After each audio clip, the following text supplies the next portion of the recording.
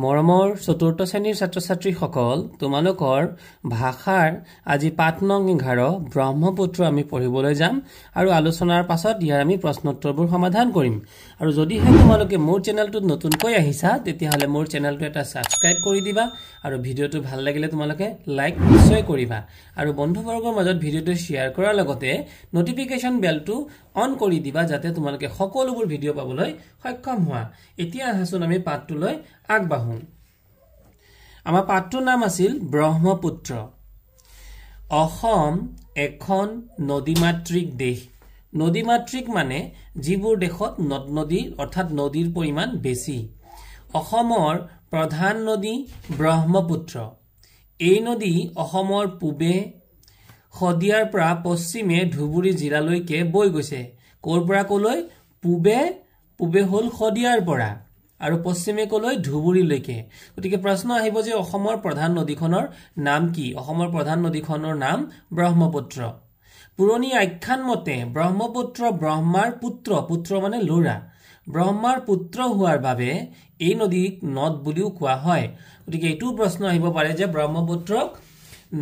নদীৰ খলনি নদ বুলি কিয় কোৱা হয় যে পুৰণি আখ্যান মতে ব্ৰহ্মপুত্ৰ ব্ৰহ্মাৰ পুত্ৰ আৰু ব্ৰহ্মাৰ পুত্ৰ হোৱাৰ বাবে এই নদীক নদ বুলিও কোৱা হয়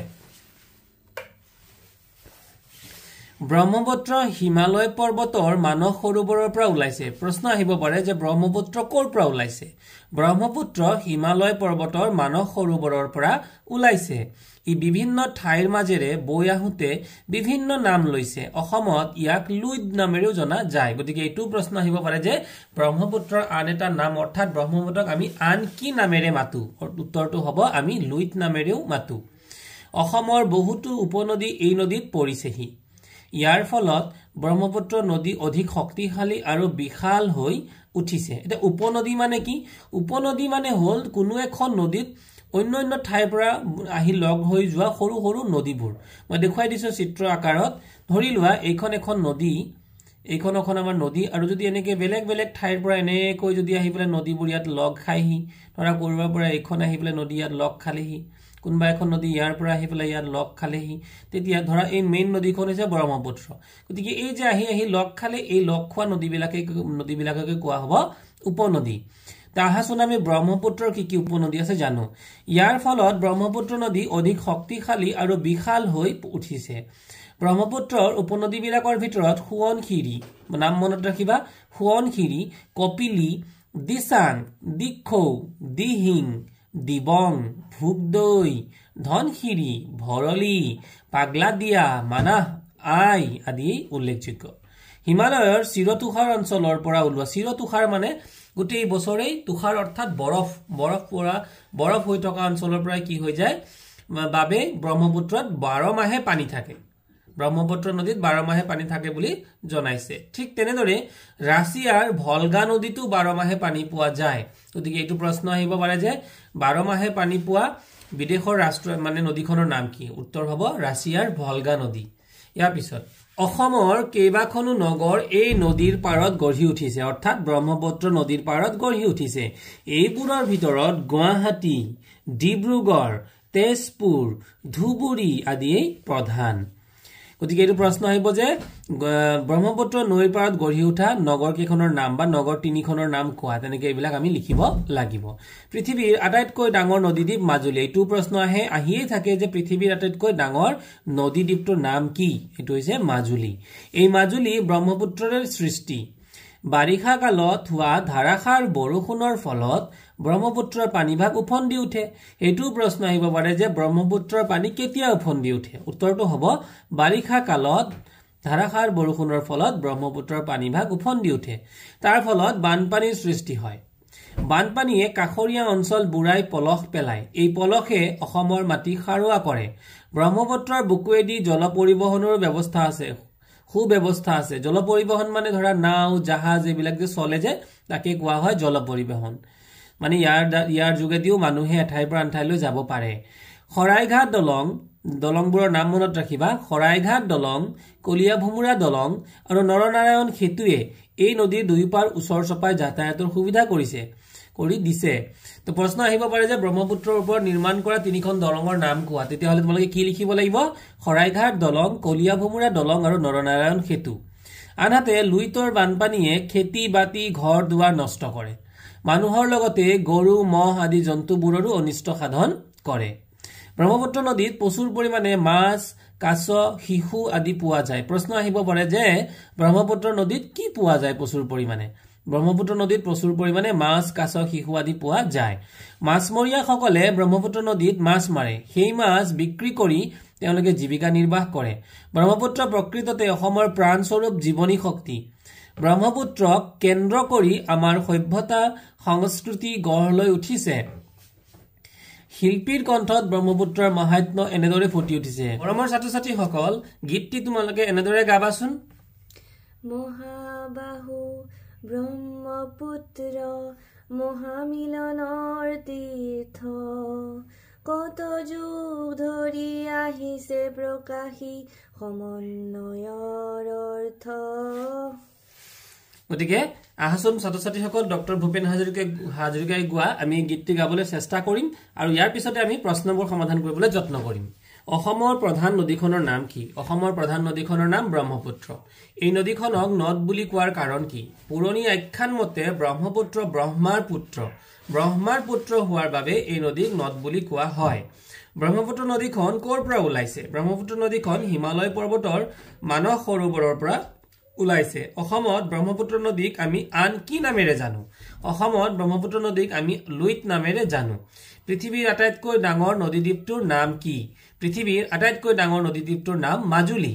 ব্ৰহ্মপুত্ৰ নদীত প্ৰচুৰ পৰিমাণে কি পোৱা যায় ব্ৰহ্মপুত্ৰ নদীত প্ৰচুৰ পৰিমাণে মাছ কাছ শিশু আদি পোৱা যায় ব্ৰহ্মপুত্ৰৰ পানী কেতিয়া উফন্দি উঠে ধাৰাসাৰ বৰষুণৰ ফলত বাৰিষা কালত ব্ৰহ্মপুত্ৰৰ পানী উফন্দি উঠে ব্ৰহ্মপুত্ৰ নদীৰ উপনৈবোৰৰ নাম লিখা ব্ৰহ্মপুত্ৰ নদীৰ উপনৈবোৰৰ নাম হ'ল সোৱণশিৰি কপিলি দিচাং দিখৌ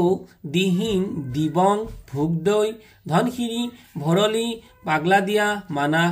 আই আদি ব্ৰহ্মপুত্ৰ নদীৰ পাৰত গঢ়ি উঠা তিনিখন নগৰৰ নাম লিখা ব্ৰহ্মপুত্ৰ নদীৰ পাৰত গঢ়ি উঠা তিনিখন নগৰ হ'ল গুৱাহাটী তেজপুৰ ডিব্ৰুগড় ব্ৰহ্মপুত্ৰ নদীৰ ওপৰত থকা তিনিখন দলঙৰ নাম লিখা ব্ৰহ্মপুত্ৰ নদীৰ ওপৰত থকা তিনিখন দলং হ'ল খৰাইঘাট দলং কলিয়া ভমুৰা দলং আৰু নৰনাৰায়ণ সেতু মৰমৰ ছাত্ৰ ছাত্ৰীসকল এইবাৰ আমি যুক্তাক্ষৰ ভাঙি পঢ়া আৰু লিখা বুলি দিছে গতিকে ইয়াতে যুক্তাক্ষৰবোৰ চাম এয়া হৈছে লয় গয়াল গ লৰ তলত গ লাগিলে তেতিয়া হয় লয় গয়াল গ আৰু লয় গয়াল গ দেখি কি শব্দ হ'ব ভলগা আৰু বলগা এনে ধৰণৰ যুক্তাক্ষৰ ভাঙি তোমালোকৰ পৰীক্ষাত মানে শব্দ গঠন কৰিবলৈ আহিব মূৰ্ধন্য নয়ধয়ান ধ মূৰ্ধন্য ন আৰু মূৰ্ধন্য ধ লগ লাগি মূৰ্ধন্য নয়ধয়ান দ হয় সন্ধালন আৰু সন্ধালনী এই দুটা শব্দ মূৰ্ধন্য হয় পয় স্প মূৰ্ধন্য হয় পয় স্প হলে বাষ্প পুষ্প আদি এই যুক্তাক্ষৰবোৰ তোমালোকে ভালদৰে শিকিবা দন্তিয়া তয় মই ম তাত ইয়কাৰ তয় মই দন্তিয়া ত যোগ ম যোগ অন্ত্যেষ্টিয় য় দন্তিয়া তয় মই ম তাত ইয়কাৰ মূৰ্ধন্য হয় পয় স্প তাত ৰকাৰ মূৰ্ধন্য হ যোগ প যোগ ৰ গতিকে দন্তিয়া তয় মই ম দি তাত ইয়কাৰে কি শব্দ হ'ব মাহাত্ম আৰু দৌৰাত্ম তাৰপিছত মূৰ্ধন্য হয় পয় স্প তাত ৰকাৰে হ'ব নিষ্প্ৰাণ দুষ্প্ৰাপ্য মূৰ্ধন্য হয় কয় ৰয় মূৰ্ধন্য হয় কয় ৰয় স্ক্ৰ আৰু হয় কয় ৰয় স্ক্ৰে কি শব্দ হ'ব নিষ্ক্ৰিয় নিষ্ক্ৰান্ত দন্তিয়া নয় তয় ৰয় ন্ত্ৰ দন্তিয়া নয় ত দন্তিয়া ন যোগ দন্তিয়া ত যোগ ৰ কি শব্দ হ'ব মন্ত্ৰ যন্ত্ৰ যুক্তাক্ষৰবোৰেৰে একোটাকৈ শব্দ গঠন কৰা গতিকে মূৰ্ধন্য নয়ধয়ান দি কি শব্দ গঠন কৰিব লাগে মূৰ্ধন্য হয়পস্প দি গঠন কৰিব লাগে মূৰ্ধন্য হয়পয় ৰয় গতিকে ওপৰৰ হেৰিত আমি পাইছোৱে গতিকে এইবোৰ তোমালোকে মৰমৰ ছাত্ৰ ছাত্ৰীসকল কৰিবা পঢ়ুৱা ব্ৰহ্মপুত্ৰত থকা শিশু বৰ্তমান দুষ্প্ৰাপ্য হৈ আহিছে ব্ৰহ্মপুত্ৰৰ নিচিনা ভলগাঁও এখন ডাঙৰ নদী সন্ধালনী মানে সকলোৱে জনা শুনা তাহানিৰে পৰা আমাৰ গীতিকাৰসকলে ব্ৰহ্মপুত্ৰ নদীক লৈ গীত ৰচনা কৰিছে যুক্তাক্ষৰ ভাঙি লিখিব লাগে এ আছে হয় ময়াহ ম হৰ লগত যদি আমি ম লিখো তেতিয়াহলে হৈ যাব হয় ময়াহ ম দন্তিয়া নৰ লগত যদি দন্তিয়া ত আৰু যদি উকাৰ যুক্ত হয় তেতিয়াহলে হৈ যাব দন্তিয়া নয়তয়ান তু হৰ্ষৌকাৰ যুক্ত হলে হৈ যাব দন্তীয় নয়তয়ান টু তাৰ পিছত কয়টো এক ত কৰ লগত দন্তীয় ত যুক্ত হলে হ'ব কয়টো এক ত দন্তীয় খৰ লগত দন্তীয় থ যুক্ত হলে হ'ব দন্তীয় হয়থয়স্থ দন্তীয় নয় তয় আৰু ৰ এই তিনটা মিলি হ'ব দন্তীয় নয় তয় ৰন্ত্ৰ দন্তীয় খৰ লগত যদি ক আৰু তাত ৰি যদি যুক্ত হয় ৰি কাৰে যুক্ত হয় তেতিয়ালে হৈ যাব দন্তীয় হয় কয় ৰয় স্ক্ৰী ব্ৰহ্মপুত্ৰ হিমালয় পৰ্বতৰ মানস সৰোবৰৰ পৰা ওলাইছে ই বিভিন্ন ঠাইৰ মাজেৰে বৈ আহোঁতে বিভিন্ন নাম লৈছে অসমত ইয়াক লুইত নামেৰেও জনা যায় গতিকে ইয়াত থকা নামবিলাক বাছিব লাগে জানে এইটো নাম কি হ'ব ব্ৰহ্মপুত্ৰ এটা নাম হ'ব হিমালয় এটা পৰ্বতৰ নাম মানস সৰোবৰ এটা ঠাই অৰ্থাৎ পৰ্বত শৃংখলৰ নাম তাৰ পিছত আহি যাব অসম এখন ৰাজ্যৰ নাম আৰু লুইটো এখন নৈৰ নাম গতিকে এই শব্দবোৰ তোমালোকে এই খালি ঠাইবোৰত বহুৱাবা মৰমৰ ছাত্ৰ ছাত্ৰীসকল আমি মাজুলীৰ বিষয়ে চমুকৈ জানিব লাগে মাজুলী পৃথিৱীৰ বৃহত্তম নদীদ্বীপ মাজুলী ই অসমৰ গৌৰৱ এই দ্বীপটো অসমীয়া সংস্কৃতিৰ কেন্দ্ৰস্থল অসমৰ বিখ্যাত চাৰি সত্ৰৰ মিলনভূমি মাজুলী হৰিনামৰ বৰভেটি বিভিন্ন সত্ৰ থান নামঘৰেৰে পৰিপূৰ্ণ মাজুলীৰ জনসাধাৰণে শংকৰী কৃষ্টি সংস্কৃতি জীয়াই ৰাখি ইয়াৰ পৰিৱেশ জীপাল কৰি ৰাখিছে মাজুলী হ'ল সত্ৰীয়া পৰম্পৰাৰ কেন্দ্ৰস্থল মাজুলী বিভিন্ন জনগোষ্ঠীৰ সমন্বয়থলী এনে এখন কৃষ্টি সংস্কৃতিৰে পৰিপূৰ্ণ মাজুলী বিশ্ব ঐতিহ্য ক্ষেত্ৰলৈ পৰ্যবেক্ষিত হ'ব বুলি অসমবাসী আশাবাদী ইয়াৰ পাছত মৰমৰ ছাত্ৰ ছাত্ৰীসকল আমি জানি ল'ব লাগে যে ৰচনা লিখোতে আমি কি কি কথা আমাৰ মন কৰা উচিত ৰচনা হ'ল কোনো এটা বিষয়ৰ বৰ্ণনা বা বিৱৰণ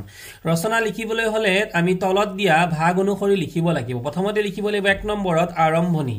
2 নম্বৰত বিৱৰণ 3 নম্বৰত উপকাৰিতা 4 নম্বৰত অপকাৰিতা আৰু 5 নম্বৰত সামৰণি ৰচনা লিখোতে এটা কথা মনত ৰাখিবা সকলো বিষয়বস্তুৰে অপকাৰিতা নাথাকে এতিয়া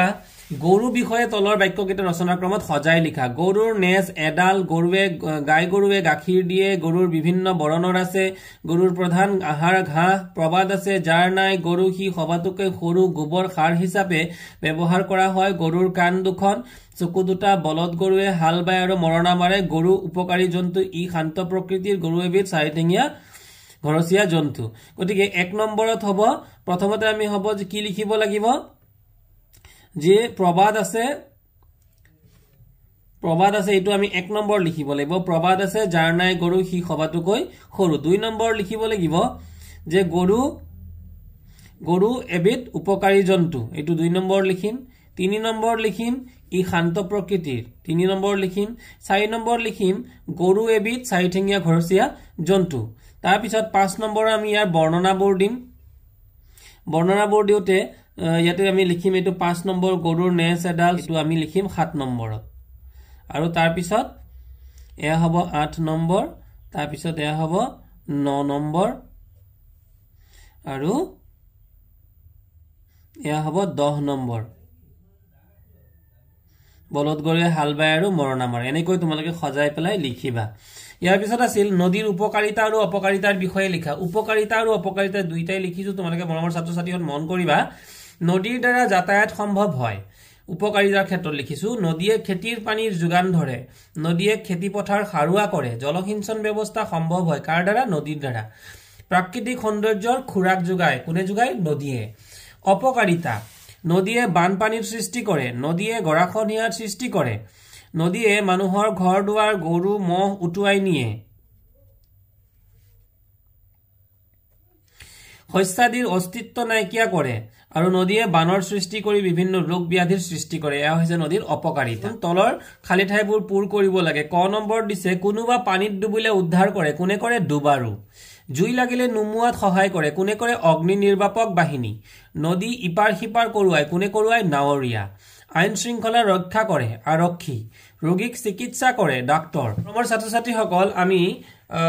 আমাৰ ব্ৰহ্মপুত্ৰ পাঠটোৰ এইখিনিলৈকে আমি সামৰণি মাৰিছো গতিকে তোমালোকে যদি ভিডিওটো ভাল পাইছা তেনেহলে লাইক কৰিবা আৰু নিশ্চয়কৈ কমেন্টত গৈ পেলাই কমেন্ট কৰি জনাবা ধন্যবাদ